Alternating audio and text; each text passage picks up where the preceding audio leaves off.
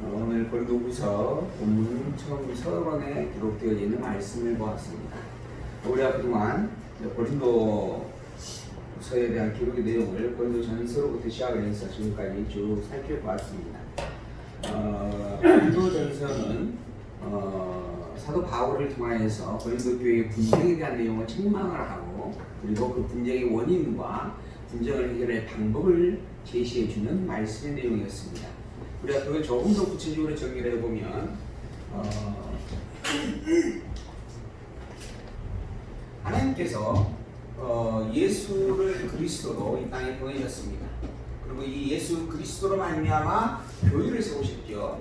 그래서 교회의 타가 예수 그리스도가 교회의 타가 되셨고, 다른 모든 교회의 머리가 되셨다라고 하는 것을 확증을 해주었습니다. 그리고 예수 그리스도로 말미암아 세워진 그 교회를 향하여서 다시 한번 복음에 대한 내용을 질문을 해주었죠. 복음이란 무엇인가라고 하는 것입니다. 복음이라고 하는 것은 이 세상 모든 만물을 창조하신 창조주 하나님이, 창조주이신 그 하나님이 이 세상 모든 만물 가운데 있는 인생들의 타락된 죄를 대속하기 위하여 그리스도를 보내시겠다라고 하는 약속을 선포하였고, 그 약속한 대로 이 그리스도가 이 땅에 오셨다라고 하는 겁니다. 그리고 그 오신 그리스도가 누구인가? 바로 예수님이시다라고 하는 것이죠. 이것을 가르쳐 증거해주는 모든 내용을 가르쳐서 복음이다라고 확증을 해주었습니다. 그래서 우리가 믿는 복음이 무엇이냐라고 묻거들랑 당당하게 하나님께서 우리의 타락된 죄를 대속하기 위하여 보내기로 약속한 그 그리스도가 이 땅에 오셨고, 그분이 바로 예수님이시다, 곧 예수님이 우리의 그리스도의 대속주이시다 라고 하는 것을 알고 믿는 신앙이다 라고 하는 거죠. 그리고 그것을 더불어서 우리 장로님이 방금 기도할 때 하셨던 고백처럼 오직 예수만이 우리의 그리스도다라고 하는 고백을 담는 내용입니다. 하나님께서 우리에게 약속한 그리스도로 보내신 이는 오직 예수의 이름밖에 없다라고 하는 것입니다. 예수 이외에는 그 누구도 그리스도로 보낸 적이 없다라고 하는 것이죠. 그러므로 때가 되어져서 여기저기에서 많은 이들이 자기 스스로를 가리켜 그리스도요 메시아라고 이야기하게 될 것인데, 그러한 말들에 흔들리지 말라라고 이야기합니다. 너희들이 나중에 들판에 나가게 되어지면 여기서도 그 그리스도의 저기서도 그리스도라고 외치는 자들의 수많은 모양새를 보게 될 것인데, 어떠한 자도 그리스도가 아니다. 그들은 그리스도를 가장한 양의 탈을 쓴 늑대의 일일 뿐이다. 저 그리스도다라고 이야기를 하는 겁니다. 오직 예수 위에는 그리스도가 없다라고 하는 것이죠.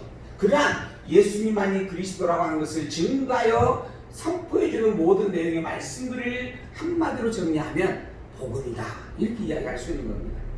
그래서 우리가 복음이라고 하는 것은 일반적으로 복된 소식, 좋은 소식, 이러한 뜻을 가지고 있죠.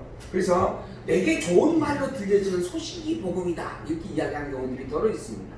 그리고 또 그런 생각을 가지고 보통 복음을 접근하는 이들도 있습니다. 그래서 내 마음의 불편함을 위로받기 위해서 종교를 찾아가는 부분들이고, 그리고 그러한 부분의 한 예로 교회에 와서 목사의 강의를 통하여서 위로받고자 하는 그러한 부분들이 참으로 많다라고 하는 것이죠. 그러나 그게 복음이 아니다라고 하는 겁니다. 이 복음이란 오직 하나님께서 우리에게 보내신 메시아여 그리스도는 예수뿐이시다, 오직 예수님만이 그리스도라고 하는 것을 증거해주는 말씀의 섭리다라고 하는 겁니다. 이러한 복음을 다시 한번 분명하게 선포하여 확인해 주었습니다.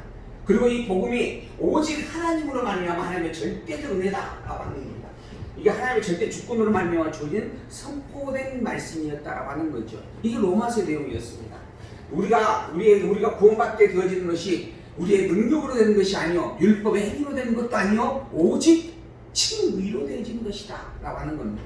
하나님께서 우리가 죄인 되어졌던 그때, 죄인으로 있었을 그때 그 죄와 상관치 아니하시고 일방적으로 당신께서 인간의 몸을 입고 이 땅에 오셔서 우리의 모든 죄를 대신 짊어져 주심으로 말미암아 당신의 창세전 영원한 사랑을 확증해 주신 일들이다라고 하는 겁니다. 그로 말미암아 우리가 교회라고 하는 이름을 갖게 되어졌고 성도라 칭함받고 있는 것이다. 이게 바로 복음이다라고 하는 겁니다. 그래서 복음은 오직 하나님의 절대적 주권의 능력으로 주어진 선물이다라고 하는 말씀을 선포해 주었습니다. 그리고 그로 말미암아 교회가 되어졌고 성도라 칭함을 받고 있는 자들이 이게 오직 그들의 중심된 그리스도 예수만을 찬양하며 사는 게 합당한 일이다라고 하는 것이죠. 그런데 그렇게 교회라고 칭하여 성도라고 보여진 자들의 무리가 분파를 행하게 되어졌습니다. 분당을 만들고 서로 파당을 만들고 그리고 서로 분쟁을 하게 되어졌다라고 하는 것입니다. 싸운다라고 하는 거예요. 이게 너무 교회로서는 합당치 못한 일이다라고 하는 겁니다. 예수 그리스도가 중심인 그곳에 이 중심된 예수 그리스도를 망각하지 않고서는 있을 수 없는 일들이다라고 하는 겁니다. 그런데 그러한 모습들이 고린도 교회에 있었다라고 하는 것이죠. 고린도 교회뿐만 아니라 지금 현재 교회들도 이러한 모습들이 있다라고 하는 거죠. 이러한 일들이 있는 이유가 뭔가? 하나님의 말씀의 중심으로 있는 것이 아니고 자기의 유익을 위한 기준을 담고 있기 때문에 그런 것이다. 자기의 유익을 위한 자로서 모여있기 때문에 그런 것이다 라고 하는 겁니다. 그래서 교회의 본질은 그리스도요, 그리스도의 터 위에 세워진 것이 교회라고 한다면 역시 그 중심 또한 하나님일 수밖에 없는 것이고 하나님이 이어야만 한다. 그것만이 교회가 온전히 분열과 파당과 분쟁 속에서 화합을 이룰 수 있는 것이다. 그 화합을 이룰 수 있기 위해서 너희들은 오직 육의 정욕에 유익된 것을 찾지 말고 복음의 말씀에 합하야라고 하는 복음의 말씀을 사도 바울을 통해서 주게 되어집니다. 그러한 내용들이에요. 그래서 이 교회라고 하는 것을 다시 한번 분명하게 예수 그리스도와 그리스도의 몸된 지체의 관계로 형성이 되어져 있다라고 설명을 해주고 난 다음에 이 그리스도의 지체로 부르기 위하여 또한 부름을 받게 된 모든 자들을 위하여 하나님은 은사를 주었다라고 선포합니다. 그래서 교회된 자는 모두가 다 은사를 가진 자들이다 라고 하는 겁니다. 그 은사를 아직 깨달아 알지 못하거나 아니면 그 은사를 분별치 못한 부분의 상태이거나 아니면 알면서까지 그 은사를 제대로 감당할 수 없는 어린 자의 모습으로 있는 것일 뿐이지 실제로 어떠한 존재든 교회와 성도된 자는 다 은사권을 가지고 있다. 왜? 예수 그리스도의 몸된 지체의 일부분으로 구성되어지기로 정해져 있는 자들이기 때문이다 라고 하는 겁니다. 그러므로 모든 이들은 각각의 다 은사를 가졌으니 서로 존귀히 여겨야 마땅하다. 누구를 멸시하거나 누구를 비방하거나 누구를 책망하고 버릴 것이 아니라 모든 자들이 하나님으로부터 받은 귀중한 선물을 가지고 있다라고 하는 것을 인정을 하고 그를 존귀히 여기면 마땅하다. 그 어떠한 자도 멸시할 대상이 아니다라고 하는 겁니다. 그를 멸시한다라고 하는 것은 연자맷돌을 목에 메고 바닷속에 뛰어드는 것과 같다. 형제를 향하여서 형제로 인정하지 않는 것 자체는 하나님을 인정하지 않는 것이요 중심된 그리스도를 인정하지 않는 것이다 라고 하는 표현까지 선포가 되어지는 부분입니다. 이러한 은사를 모두가 가지고 있다고 하는 것이죠. 그러므로 존귀히 여겨라라고 이야기했습니다. 근데 더불어 그러면 성도의 본분은 무엇인가? 이 은사를 10분 감당하며 발휘하는 일입니다. 가진 은사를 분별하고 그 은사에 맞추어서 내 마음과 뜻과 정성을 다하여 충성되게 행하며 감당하는 일이죠. 이게 은사를 아름답게 감당하는 일입니다. 그런데 문제는 그러한 은사를 열심히 감당하다 보니 다른 지체와 충돌이 되어진다라고 하는 겁니다.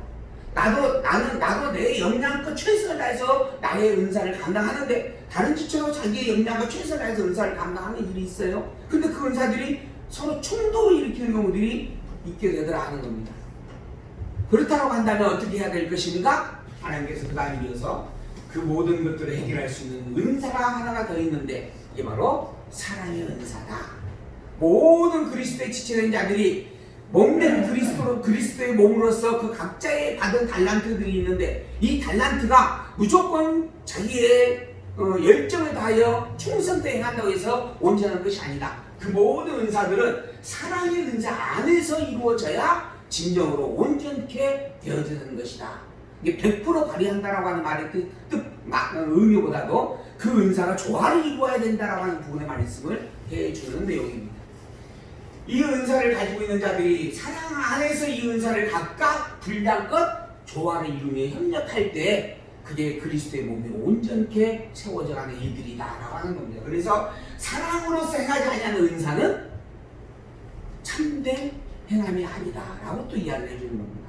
그러니까 은사 자체가 하나님으로부터 받은 선물인데, 그리고 그 선물에 맞춰서 내가 내 일에 충성을 다하면서 하는 것이 성도로서는 당연한 모습일 것인데, 그것 또한 그리스도의 몸을 이루게 주신 선물이기 때문에 그리스도의 몸을 해치는 일로서 만약에 작용된다면 오히려 합당치 못하다라고 하는 겁니다. 그러니 내가 가졌다고 해서 무조건 내가 일을 하면 된다라고 말할 수 없다라고 하는 겁니다. 그것 자체가 오히려 나의 자랑거리가 되어지는 일일 수도 있다라고 하는 겁니다. 나를 자랑케 하기 위해서 주시는 게 아니고 오직 그리스도의 몸을 온전히 하기 위하여 주신 것이다라고 하는 겁니다. 그러므로 어떤 은사는 그 은사를 행할 때는 반드시 사랑의 은사 안에서, 즉 사랑으로 행해야만 한다라고 하는 말씀을 줍니다.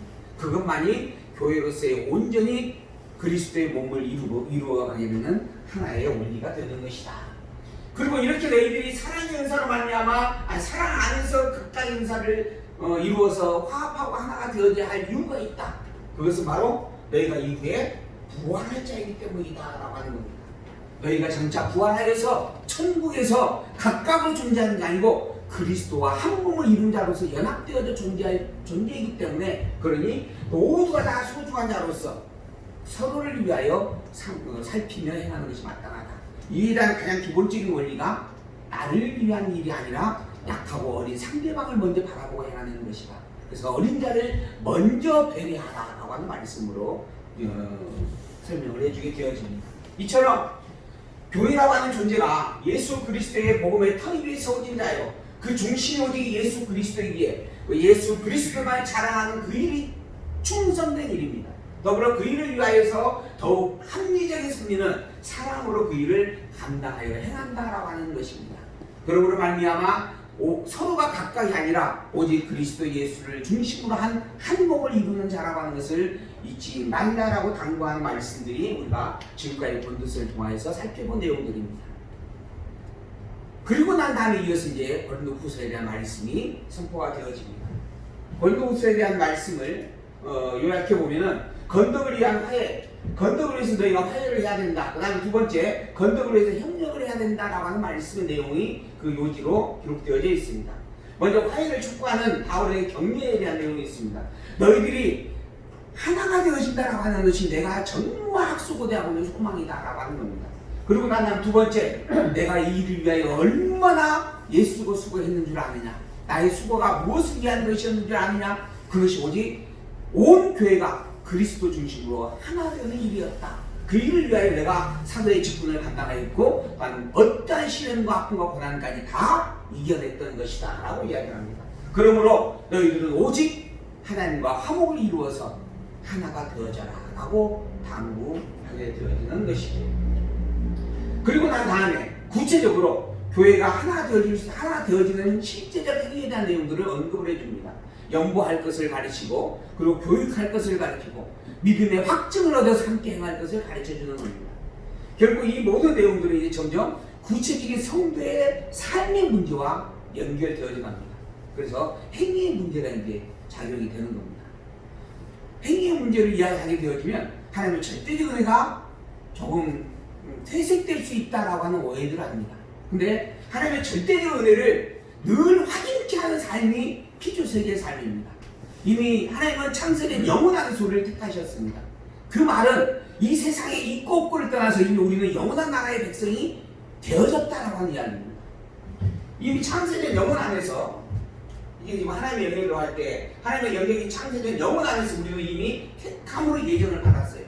이 피조세계는 그 뒤에 있는 세계입니다. 그리고 난 다음에 하나님께서 창세된 영혼 안에서 이미 택하여 준 일은 이미 이 영혼 안에서 완성이 되어진 일이죠. 영혼은 시공형을 초월한 세계입니다. 시작과 끝이 동시에 함께 있는 세계입니다. 그러므로 알파이면서 오메가다라고 우리가 표현을 하는 부분이죠. 여기에서 이미 예정되어진 일은, 택정되어진 일은 이미 완성되어진 상태라고 할 수 있는 겁니다. 그러므로 이 피조세계를 거치고 안 거치고는 별 의미가 없어요. 이 영혼 안에서는. 그런데 그 하나님이 그렇게 정해놓으신 그 섭리를 일부러 피조세계라고 하는 시공형의 세계를 만드시고 그곳에서 드러내서 우리가 하여금 경험케 하신다라고 하는 겁니다. 그게 현재 우리가 살고 있는 이 세상의 속성입니다. 그렇게 하시는 이유가 뭔가? 나로 하여금 이미 영혼 안에서 가지고 있는 이 축복된 섭리가 얼마나 귀하고 은혜로운 것인가라는 것을 알게 하려는 교육의 섭리다라고 하는 겁니다. 이 땅이라고 하는 존재는, 이 땅이라고 하는 섭리의 목적은 우리로 하여금 하나님의 은혜의 영광을 깨달아 알아서 그것을 찬양하고 경배케 하기 위하여 있다라고 하는 것이죠. 그래서 광야 같은 인생이요 교육의 도장이다라고도 이야기를 하는 것입니다. 우리는 나그네요. 나그네라고 하는 것은 본래 본향이 따로 있는 겁니다. 여기가 우리의 본향입니다. 그 본향을 떠나서 잠시 약간 객지 생활하는 거예요. 그리고 언제든지 다시 그 본향을 소망으로 붙잡고 돌아가게 되어 있다라고 하는 것이죠. 이런 나그네 생활을 살고 있는 게 이 피조 세계입니다. 왜 이러한 세계를 우리가 알고 경험케 하시는가? 우리가 가지고 있는 하나님으로부터 받은 영원한 이 은혜의 사랑이 얼마나 소중한가라고 하는 것을 직접 맛보며 경험케 하기 위한 것입니다. 이 맛보고 경험케 되어주는 말미암아 우리가 갖고 있는 이 은혜에 대한 농도가 확장되어지고 더 성숙되어져 가는 것이죠. 그래서 그러한 확장됨과 성숙됨의 섭리를 통하여서, 교육을 통하여서 우리가 진정으로 온 몸과 마음과 뜻을 다하여 하나님을 찬양하게 되어져 가는 것입니다.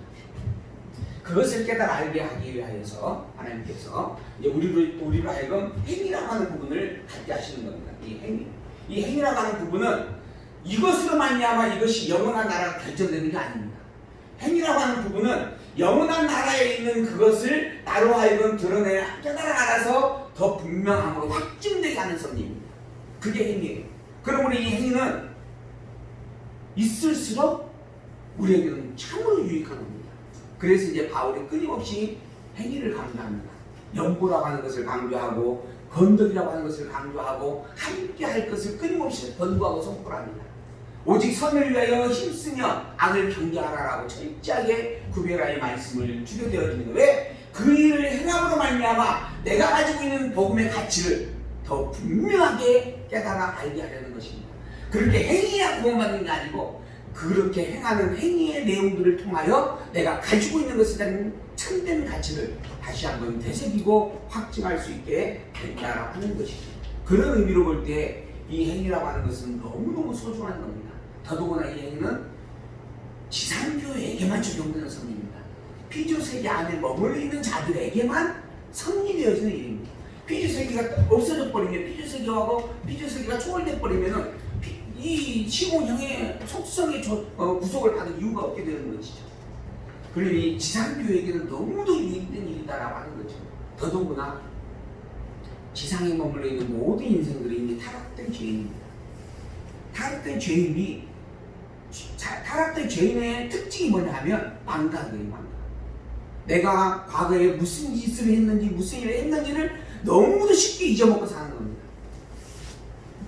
그래서 저는 이해가 잘 안 되는 부분들이 덜어 있어요. 그러면서 또 한편으로는 그것을 이해해 보려고 또 예를 씁니다. 신천지라고 하는 부분들로 인해서 이번에 많은 일들이 드러나졌죠. 어제는 또 망명교회가 한참 이제 드러나기 시작을 하는 거예요. 그 내용들이 이 앞 시간에 제가 이야기를 했죠. 그러한 내용들을 정리하면서 인터넷을 통해서 자칭 예수라고 하는 단어를 하나 쳐보면 한국에만 무려 직접적으로 선포하는 자들이 몇 명 있다고요? 50명이 넘는다. 네, 50명. 직접 내가 예수다라고 선포하는 사람들의 숫자가 그 유사하게 약간 비스무리하게 선포하는 사람들까지 하면 거의 150명, 200명이 가깝다. 그래서 그 패널이 써는 마지막 구절 하나가 전 세계에 있어야 할 예수가 다 한국에만 있는 것 같다. 이런 표현도 써놨더라고요. 그 정도로 정말 거짓이 난무하고 있는 그러한 세대 속에 우리가 있습니다. 근데 그러한 것들을 조금만 객관적으로 보면 보이거든요. 지금 또 보이잖아요. 근데 시간이 지나면 또 잊어먹어요. 그게 인간입니다. 타락한 죄의 속성이에요. 그게. 그래서 그 타락한 죄인의 속성을 또 한 번 계속해서 리바이벌하고 반복하여서 확인케 하려고 주시는 게 행위의 문제예요. 그래서 이 행위라고 하는 부분들은 나의 죄인인 것을 되새기며 내가 가지고 있는 복음의 소중함을 깨달아 알게 하는 참으로 귀중한 섭리다라고 하는 것. 그런 부분을 통하여 사도 바울이 이제 행위를 권면하고 살핀다라고 하는 것 우리가 기억하면서 본문을 보아가기를 소망합니다. 건덕을 위한 화해에 대한 내용들을 건전한 소망으로서 격려하는 말씀이 1장 1절에서 11장까지 있습니다. 우리가 이 앞 시간에 고린도전서에 대한 내용을 마치고 지금 오늘 이거 후서에 대한 부분인데요. 사실 고린도전서와 후서에 대한 내용을 조금 간략하게 특징으로 정리하면 고린도전서는 교리적인 내용이 담겨 있습니다.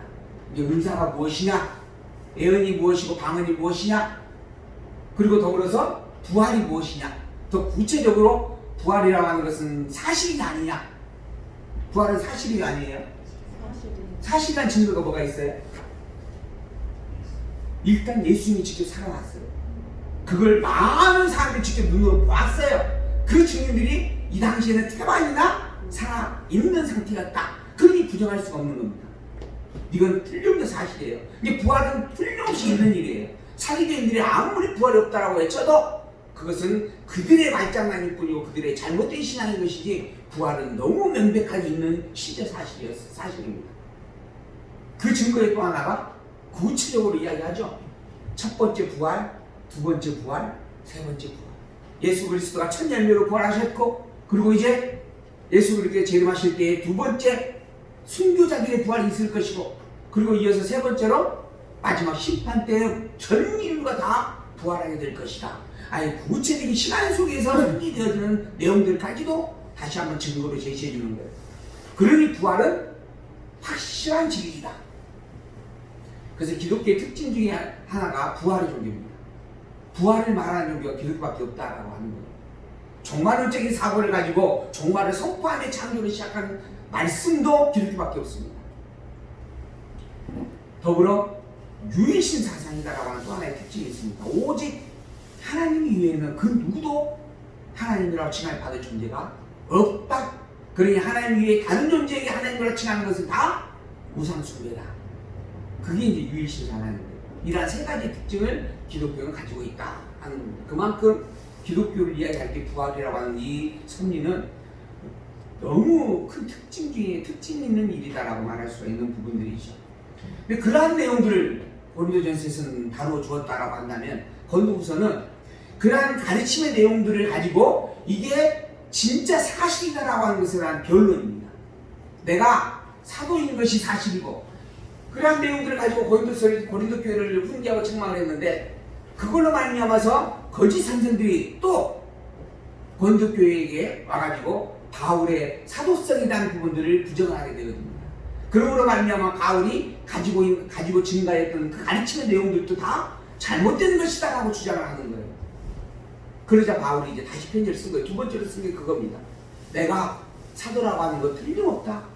사도라고 하는 것은 사실 예수님의 12제자를 가리켜요.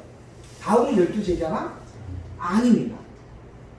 그런데 바울이 자꾸 자기를 사도라는 거예요. 그러니까 그 선생님들이 이야기하는 거예요. 남들의 지식이 신앙적 말씀, 구약 성경에 대한 지식을 가지고 있는 교회 종교 지도자들 가운데 어떤 사람들이 봐라, 바울은 예수님의 12제자가 아니었다. 근데 어떻게 사도가 되겠느냐? 바울은 사도가 아니다. 이러면서 일난을 하는 겁니다. 그래서 바울이 이제 변론하는 거예요. 내가 왜 사도인가? 왜 사도일까요? 사도의 가장 기본적인 특징이 뭐냐 하면 예수님께 직접 택하여 부름을 받았다라고 하는 거예요. 그리고 예수님이 직접 복음을 주었다라고 하는 겁니다.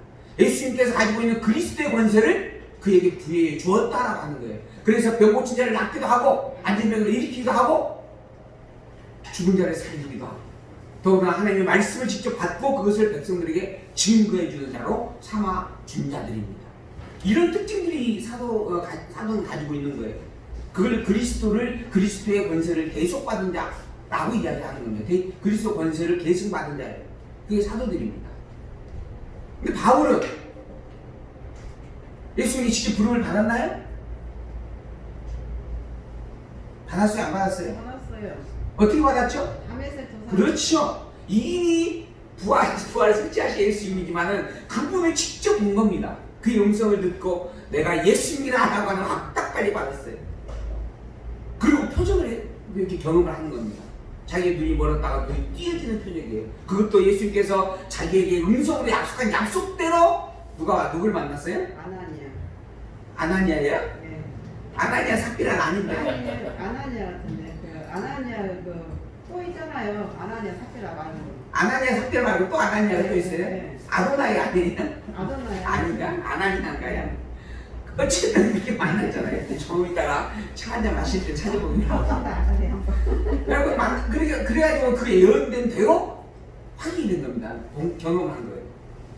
또 하나, 바울은 가는 곳곳마다 수많은 표적을 해갑니다.